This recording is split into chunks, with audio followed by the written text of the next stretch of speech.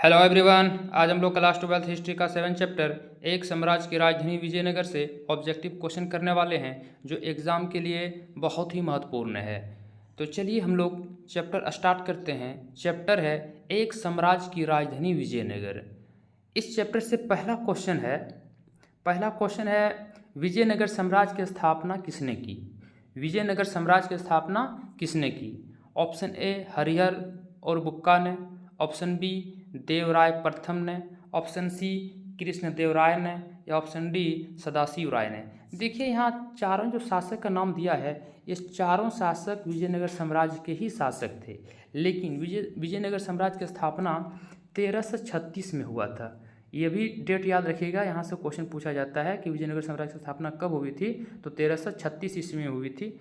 और इसकी स्थापना करने वाले हरिहर और बुक्का साहब थे। यानी ऑप्शन नंबर ए में जो दिया है हरिहर और बुक्का, यही दोनों ने विजयनगर साम्राज्य की स्थापना किया था। तो इसका आंसर हो जाएगा हरिहर एवं बुक्का। ऑप्शन नंबर ए इसका सही आंसर है। चलिए अगला प्रश्न देखते हैं। अगला प्रश्न क्या है? अगला प्रश्न है विजयनगर के स्थापना के समय दिल्ली का सुल्तान कौन था? जब विजयनगर का स्थापना हुआ था उस वक्त दिल्ली का सुल्तान, दिल्ली पर किसका शासन चल रहा था, दिल्ली पर कौन शासन कर रहे थे? ऑप्शन ए है मोहम्मद बिन तुगलक, ऑप्शन बी है बलबन, ऑप्शन सी है अलाउद्दीन खिलजी और ऑप्शन डी है फिरोज शाह तुगलक। तो देखिए विजयनगर स्थापना जो हुआ था ये 14वीं सदी में हुआ था, यानी 1336 में।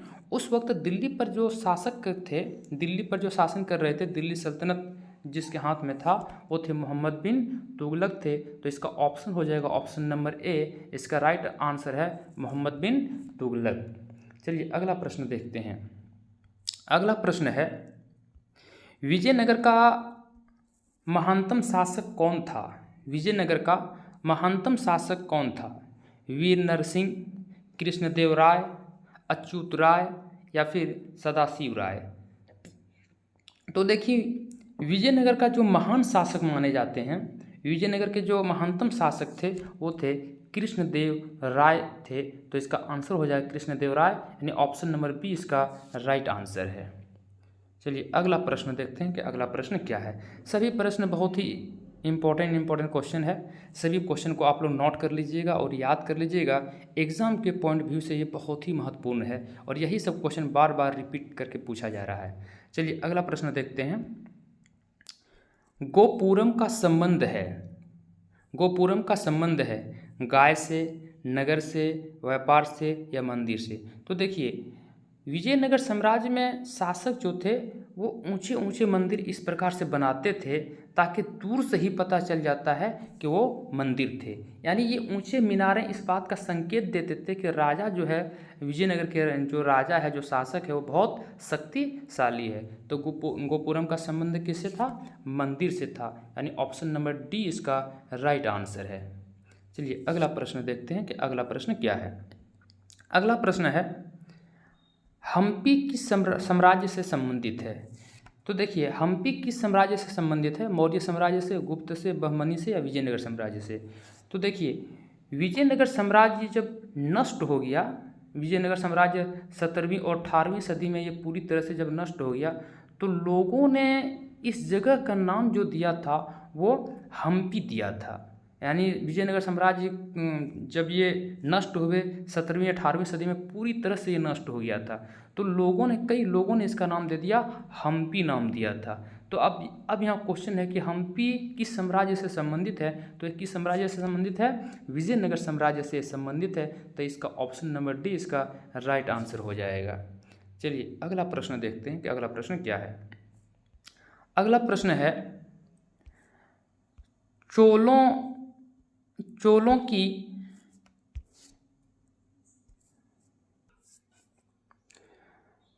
अगला प्रश्न है चोलों की सबसे छोटी प्रशासनिक इकाई कौन थी? चोलों की सबसे छोटी प्रशासनिक इकाई कौन थी? Option A Ur, option B mandalam, option C valanadu, option D kurram. तो देखिए चोलों की जो सबसे छोटी इकाई थी उसका नाम था ऊर। ऑप्शन क्या है? उर, तो इसका आंसर हो जाएगा उर, यानी ऑप्शन नंबर ए इसका राइट आंसर है। चलिए अगला प्रश्न देखते हैं कि अगला प्रश्न क्या है। अगला प्रश्न है, हरिहर और बुक्का ने विजयनगर साम्राज्य की स्थापना की थी। हरिहर और बुक्का ने विजयनगर साम्राज्य की स्थापना की थी 1336 ईस्वी में, 1236 ईस्वी में, 1136 ईस्वी में या 1436 ईस्वी में। तो अभी कुछ देर पहले बताएं कि हरिहर और बुक्का ने विजयनगर साम्राज्य की स्थापना 1336 ईस्वी में की थी, तो इसका आंसर हो जाएगा ऑप्शन नंबर ए इसका राइट आंसर है 1336। चलिए अगला प्रश्न देखते हैं। अगला प्रश्न है विजयनगर शासकों के जो उड़ीसा के समकालीन राजवंश के शासक थे उनका नाम था। विजयनगर शासकों के जो उड़ीसा के समकालीन राजवंश के शासक थे उनका नाम था राजपति, गजपति, अश्वपति या राष्ट्रपति। तो देखिए उसका जो नाम था उसका नाम था गजपति, तो इसका आंसर हो जाएगा ऑप्शन नंबर बी इसका राइट आंसर है गजपति। चलिए अगला प्रश्न देखते हैं कि अगला प्रश्न क्या है। अगला प्रश्न है, होयसलों के राज्य का विकास हुआ था। होयसलों के राज्य का विकास हुआ था केरल में, महाराष्ट्र में, कर्नाटक में या इनमें से कोई नहीं। तो देखिए होयसलों के राज्य का विकास हुआ था वो हुआ था कर्नाटक में हुआ था, तो इसका आंसर हो जाएगा option number C is right answer, तो इसका कर्नाटक। चलिए अगला प्रश्न देखते हैं कि अगला प्रश्न क्या है। विजयनगर के शासकों ने अपने आप को क्या कहा। विजयनगर के शासकों ने अपने आप को क्या कहा। राव कहा, राज कहा, सामंत कहा या राय कहा। तो विजयनगर के जितने भी शासक थे सभी शासक ने अपने नाम के बाद राय लगाते थे, जैसे कृष्णदेवराय प्रथम, कृष्णदेवराय, कृष्णदेवराय द्वितीय। तो इस प्रकार से विजयनगर शासकों ने अपने आप को क्या कहा, राय कहा, तो इसका आंसर हो जाएगा ऑप्शन नंबर डी इसका सही आंसर है राय। चलिए अगला प्रश्न देखते हैं कि अगला प्रश्न क्या है। अगला प्रश्न है, विजयनगर पर शासन करने वाला प्रथम राजवंश था। विजयनगर पर शासन करने वाला प्रथम राजवंश था सुलु वंश, कनौ वंश, संगम वंश, अरविंदु वंश। तो देखिए विजयनगर पर 4 राजवंशों ने शासन किया था और ये 4 राजवंश थे। ये चारों राजवंश विजयनगर साम्राज्य पर शासन किया, लेकिन सबसे पहले किसने शासन किया और सबसे पहले जो शासन करने वाले थे विजयनगर पर वो थे संगम राजवंश थे। इस क्या हो जाएगा, संगम राजवंश जो थे वो विजयनगर साम्राज्य पर पहले शासन करने वाले राजवंश थे, तो इसका आंसर हो जाएगा ऑप्शन नंबर सी इसका राइट आंसर है। चलिए अगला प्रश्न देखते हैं और अगला प्रश्न क्या है। अगला क्वेश्चन है, विजयनगर साम्राज्य की अंतिम राजधानी जो तिरुपति के समीप थी उसका क्या नाम था। विजयनगर साम्राज्य की, देखिए क्या होता था कि जो शासक होते थे उस वक्त, शासक क्या करते थे कि अपनी अपनी राजधानी बना लेता था। यानी किसी ने एक नगर को राजधानी बनाया तो दूसरा शासक आते थे उस नगर को चयनित कर देते थे और दूसरे नगर को राजधानी बना देते थे। तो यहाँ क्वेश्चन है कि विजयनगर साम्राज्य की अंतिम राजधानी जो तिरुपति के समीप थी उसका नाम क्या था। चंद्रगिरी नाम था, पेनुकोंडा नाम था, त्रिवेंद्रम उसका नाम था या इनमें से कोई नहीं। तो जो तिरुपति के समीप जो थी वो अंतिम राजधानी उसका नाम था चंद्रगिरी। ऑप्शन नंबर ए इसका राइट आंसर है चंद्रगिरी, इसका सही आंसर हो जाएगा चंद्रगिरी था। चलिए अगला प्रश्न देखते हैं कि अगला प्रश्न क्या है। यवन शब्द जिस भाषा का है वह है। यवन शब्द जिस भाषा का है वह है हिंदी भाषा, हिंदवी भाषा, संस्कृत भाषा या अपभ्रंश भाषा। तो यवन शब्द जो है वो है संस्कृत भाषा का शब्द है, तो इसका आंसर हो जाएगा ऑप्शन नंबर सी, यानी ये संस्कृत भाषा का शब्द है। चलिए अगला क्वेश्चन देखते हैं कि अगला क्वेश्चन क्या है। अगला क्वेश्चन है, मान्यतानुसार अमर शब्द का अविभार्व संस्कृत के जिस शब्द से हुआ वह है। मान्यतानुसार अमर शब्द का अविभार्व संस्कृत के जिस शब्द से हुआ वह है मगर, समर, कमर या फिर रकम। तो देखिए मान्यतानुसार जो अमर शब्द का अभिभार्व संस्कृत से हुआ है वो है समर शब्द। कौन शब्द है? समर शब्द है। तो इसका सही आंसर हो जाएगा ऑप्शन नंबर बी, इसका सही आंसर है समर शब्द। चलिए अगला प्रश्न देखते हैं कि अगला प्रश्न क्या है। अगला प्रश्न है, फारस के शासक द्वारा अब्दुल रज्जाक को कालीकट जिस शताब्दी में भेजा गया वह थी। फारस के शासक द्वारा अब्दुल रज्जाक को कालीकट जिस शताब्दी में भेजा गया वह थी 15वीं शताब्दी, 14वीं शताब्दी, 18वीं शताब्दी या फिर 16वीं शताब्दी। तो वो जिस शताब्दी में आए थे अब्दुल रज्जाक वो थे 15वीं सदी। तो इसका ऑप्शन नंबर ए इसका सही आंसर हो जाएगा 15वीं सदी। चलिए अगला प्रश्न देखते हैं कि अगला प्रश्न क्या है। अगला प्रश्न है, यात्री बरबोसा का संबंध था। यात्री बरबोसा का संबंध था यानी ये कहाँ से कहाँ के थे? फ्रांस के थे, पुर्तगाल से थे, नीदरलैंड से थे या फिर इंग्लैंड से थे। तो देखिए जो ये बरबोसा साहब थे ये दरअसल पुर्तगाल के निवासी थे। तो इसका संबंध कहाँ से थे? पुर्तगाल से। तो इसका आंसर हो जाएगा ऑप्शन नंबर बी, पुर्तगाल। चलिए अगला प्रश्न देखते हैं कि अगला प्रश्न क्या है। अगला प्रश्न है, राज्य के प्रवेश द्वार के लिए निम्न में से कौन सा शब्द सर्वाधिक उपयुक्त है?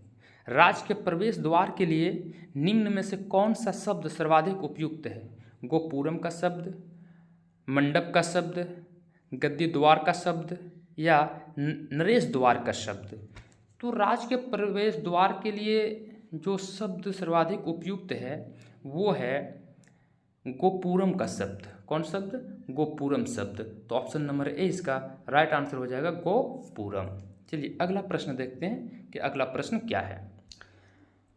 अगला क्वेश्चन जो है मैं फिर बता रहा हूँ कि जितने भी क्वेश्चन है सभी क्वेश्चन बहुत ही इंपॉर्टेंट क्वेश्चन है। आप लोग इसको नोट कर लीजिएगा, कॉपी में लिख लीजिएगा और याद कर लीजिएगा, क्योंकि यही सब क्वेश्चन एग्जाम में पूछा जाता है। चाहे आप बोर्ड एग्जाम दे रहे हैं, चाहे आप कोई भी एग्जाम दे रहे हैं, खास करके बोर्ड एग्जाम के लिए बहुत ही इंपॉर्टेंट क्वेश्चन है। इसलिए कॉपी में लिख लेना है, इसको याद कर लेना है। और वीडियो अच्छा लग रहा है तो आप लोग इसको लाइक भी कर दें और हो सके तो इसको शेयर भी करें। और जो बच्चे सब्सक्राइब नहीं किए हैं वो सब्सक्राइब कर लें, ताकि अगला चैप्टर का जो ऑब्जेक्टिव क्वेश्चन है आपको मिल जाएगा। अगला क्वेश्चन है, दिल्ली सल्तनत की स्थापना हुई थी। दिल्ली सल्तनत की स्थापना हुई थी 1526 में, 1206 ईस्वी में या 1326 ईस्वी में या 1406 ईस्वी में। तो देखिए दिल्ली सल्तनत की स्थापना जो हुई थी वो गुलाम वंश के जो शासक थे कुतुबुद्दीन ऐबक साहब, उन्होंने 1206 में, कब? 1206 में कुतुबुद्दीन ऐबक साहब ने दिल्ली सल्तनत की स्थापना की थी। तो यहाँ आंसर हो जाएगा ऑप्शन नंबर बी 1206। और 1526 जो है ऑप्शन दिया है 1526 में, ये मुगलिया साम्राज्य की स्थापना माना जाता है दिल्ली में। चलिए अगला प्रश्न देखते हैं कि अगला प्रश्न क्या है। अगला प्रश्न है, बहमनी राज्य की स्थापना हुई थी। बहमनी राज्य की स्थापना हुई थी 1347 ईस्वी में, 1247 ईस्वी में, 1447 ईस्वी में या फिर 1547 ईस्वी में। तो बहमनी राज्य की स्थापना हुई थी 1347 ईस्वी में। इसका ऑप्शन नंबर ए इसका राइट आंसर है 1347। चलिए अगला प्रश्न देखते हैं कि अगला प्रश्न क्या है। उड़ीसा के गजपति राज्य की स्थापना हुई थी 1535 ईस्वी में, 1435 ईस्वी में, 1635 ईस्वी में या फिर 1535 ईस्वी में। तो देखिए उड़ीसा के गजपति राज्य की स्थापना हुई थी वो थी 1535 ईस्वी। इसका आंसर क्या हो जाएगा? 1535, यानी ऑप्शन नंबर ए इसका राइट आंसर है 1535। चलिए अगला प्रश्न देखते हैं कि अगला प्रश्न क्या है। सभी क्वेश्चन बहुत ही इम्पोर्टेंट क्वेश्चन है, आप लोग इसको याद कर लीजिएगा। चलिए अगला प्रश्न है, प्रसिद्ध विरूपाक्ष मंदिर कहाँ स्थित है? देखिए ये विरूपाक्ष मंदिर 9वीं या 10वीं शताब्दी का मंदिर माना जाता है। यह बहुत ही प्राचीन मंदिर माना जाता है और ये विजयनगर साम्राज्य के मंदिर है। विजयनगर साम्राज्य जब नष्ट हो गए, जब खत्म हो गए, तब खोजकर्ताओं ने, इतिहासकारों ने, अभिलेखकर्ताओं ने, सभी ने जब खोजा तो वहाँ पर विरूपाक्ष मंदिर मिला और यह विरूपाक्ष मंदिर कहाँ पर है? हम्पी में, बेलूर में, चिदम्बरम में, श्रीरंगम में। तो कहाँ पर है? विजयनगर, और विजयनगर को ही हम्पी कहा जा रहा है। तो ये मंदिर कहाँ है? हम्पी में। इसका आंसर हो जाएगा हम्पी। चलिए अगला प्रश्न देखते हैं कि अगला प्रश्न क्या है। अगला प्रश्न है, आयंगर व्यवस्था संबंधित थी मुगल साम्राज्य से, विजयनगर साम्राज्य से, बहमनी साम्राज्य से या फिर दिल्ली सल्तनत से। तो देखिए आयंगर व्यवस्था जो संबंधित थी वो थी विजयनगर साम्राज्य से। कहाँ से? विजयनगर साम्राज्य से। तो इसका ऑप्शन नंबर 20 का राइट आंसर हो जाएगा विजयनगर साम्राज्य। चलिए अगला प्रश्न देखते हैं कि अगला प्रश्न क्या है। अगला प्रश्न है, किन शासक के दरबार में अष्टदिग्गज रहते थे? किस शासक के दरबार में अष्टदिग्गज रहते थे? जैसे होते ना कि चंद्रगुप्त द्वितीय, विक्रमादित्य के दरबार में नवरत्न रहते थे, और जो अकबर के दरबार में नवरत्न रहते थे, 9 विद्वान रहते थे। तो वही बिल्कुल वही सेम क्वेश्चन है कि किस शासक के दरबार में अष्टदिग्गज रहते थे? अष्ट मतलब 8, यानी 8 दिग्गज जो रहते थे किसके दरबार में?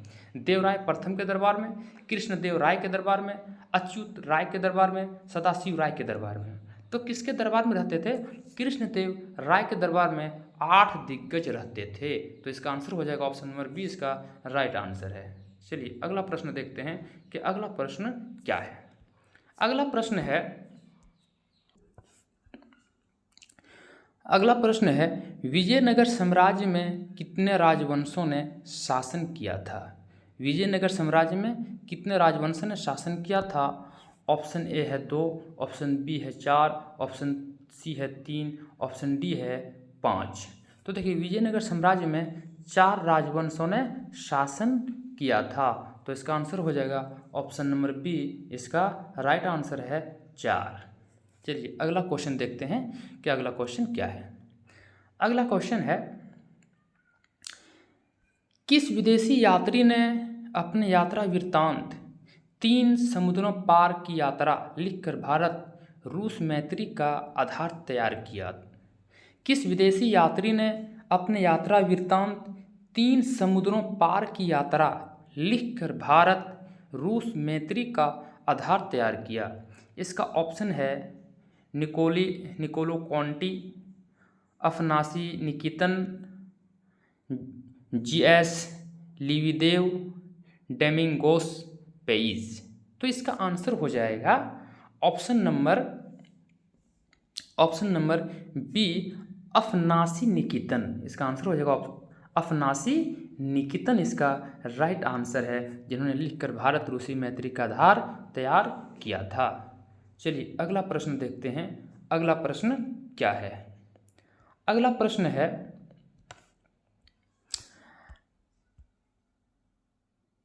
रूस